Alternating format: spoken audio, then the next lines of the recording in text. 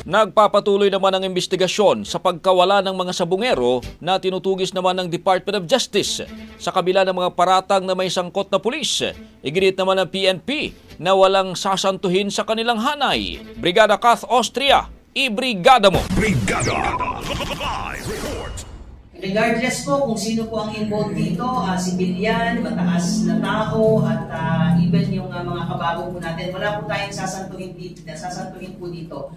Ayon kay PNP spokesperson Police Brigadier General Jean Fajardo, dapat munang hintayin ang buong pahayag ng akusadong si alias Totoy na nais tumayong testigo sa kaso ng mga nawawalang sabungero.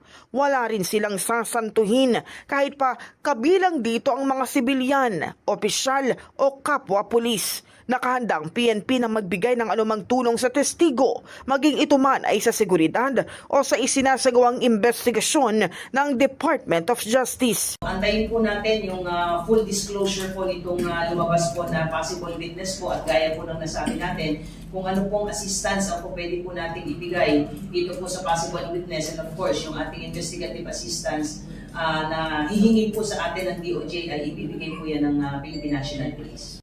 So sa pinaman ng posibleng tulong mula sa PNP Maritime Group para sa paghahanap ng mga labi ng mga sabungero sa Taal Lake, dilinaw ni Fajardo na wala pa silang natatanggap na formal request mula sa DOJ.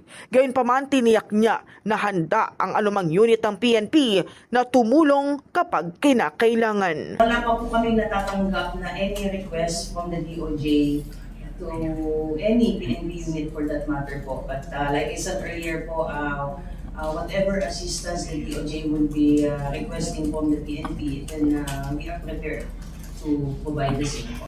In the heart of changing lives, ako si Brigada Kath Austria ng 105.1 Brigada News of Manila, the Music and News Authority. Ang bahaging ito ay hatid sa atin ng Power Cell Soya Coffee. Masarap araw-arawin.